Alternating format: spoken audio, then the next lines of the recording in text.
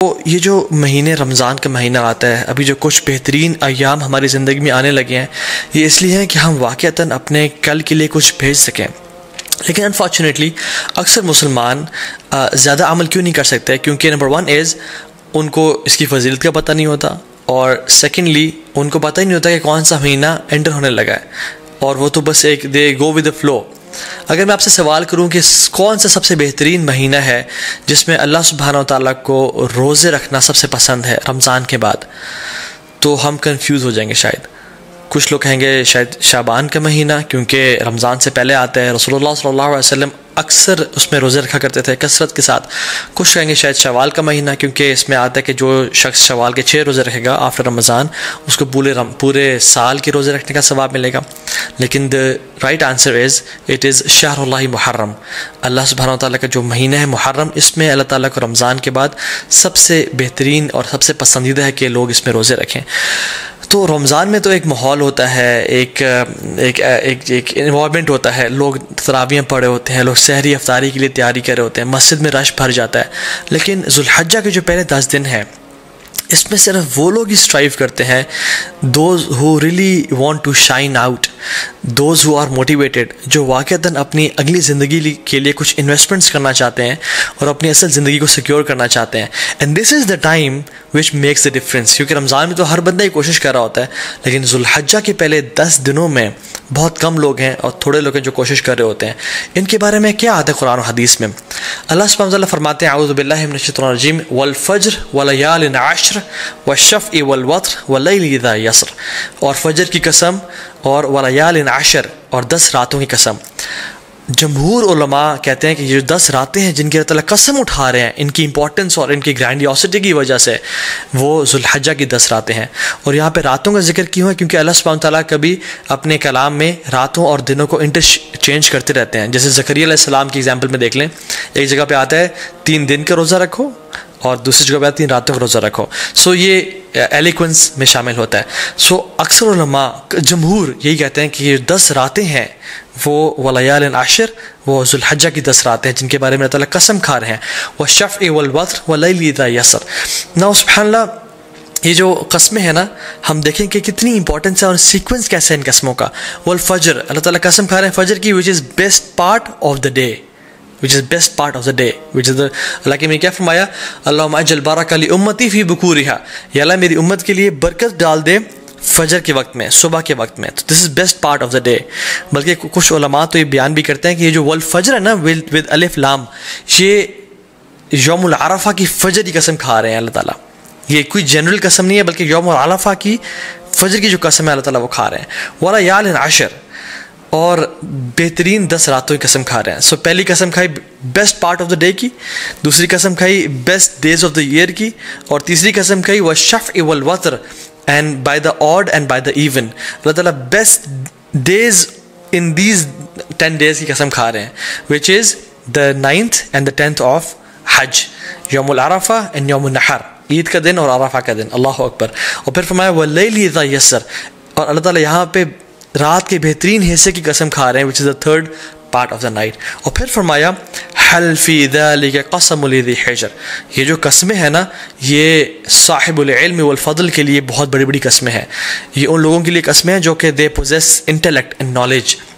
तो कुरान में तो इन 10 अयाम के बारे में आ गया। हदीस में क्या आता है?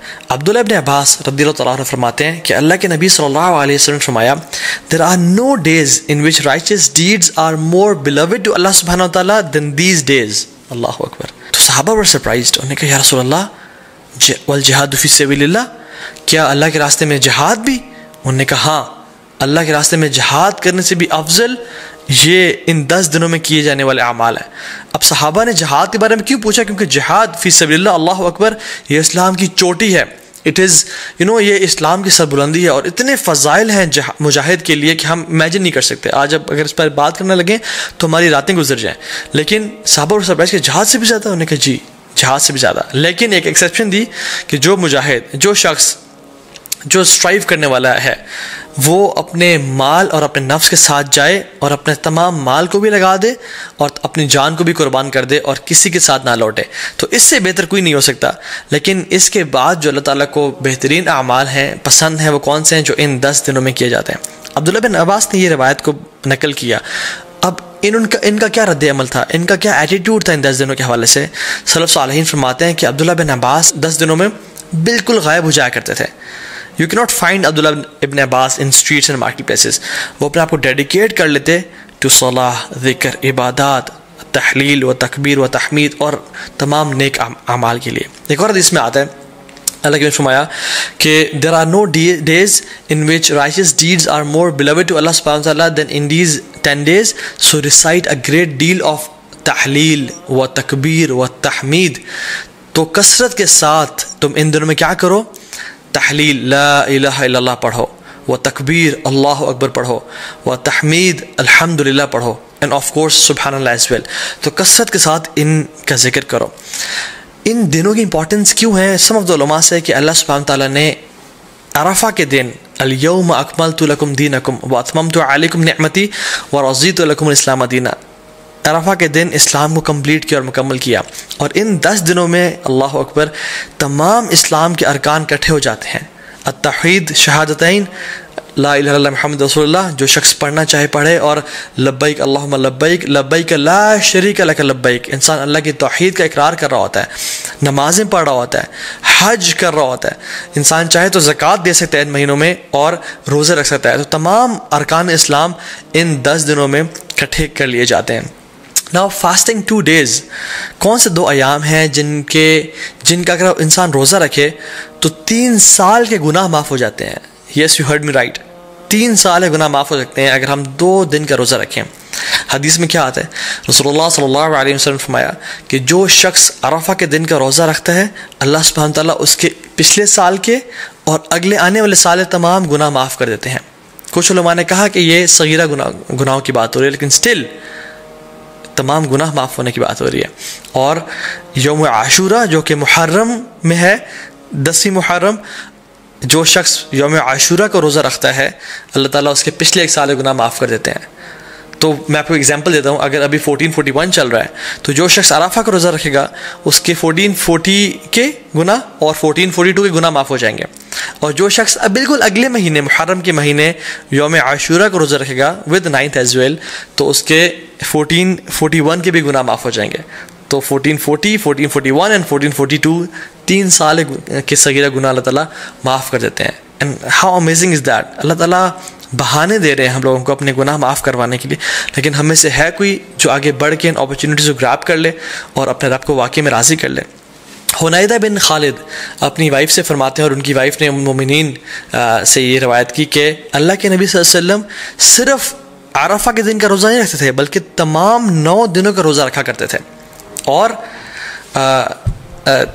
इन 9 दिनों के अलावा यौम आशूरा का दिन जो कि मुहर्रम में है, 3 days ऑफ ईच मंथ जो कि अयामुल बीज़ बोलते हैं, which is the white days. Why? Because 13, 14, 15 के ये आयाम है जिसमें जो सन है, सॉरी जो मून है, वो अपने फुल अपने पेनिकल पे होता है, इट इज़ वाइट, और रातें भी रोशनी की तरह होती हैं। So it is the white days which अयाम बीज़।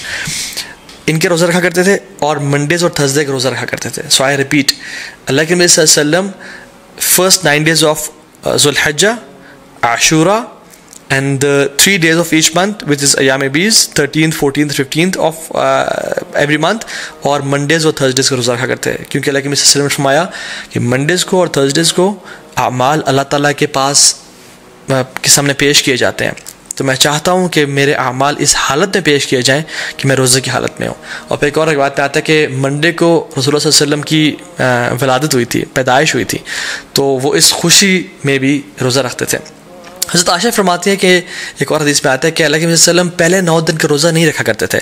Now the scholars reconcile between these 2 हदीसेस कि कभी कुछ साल रख लिया करते थे और कुछ साल छोड़ दिया करते थे। तो हमारे लिए ये है कि हम चाहें तो रख सकते हैं, जो शख्स आगे बढ़ना चाहता है वो इन दिनों में रोज़े रखे जा सकते हैं।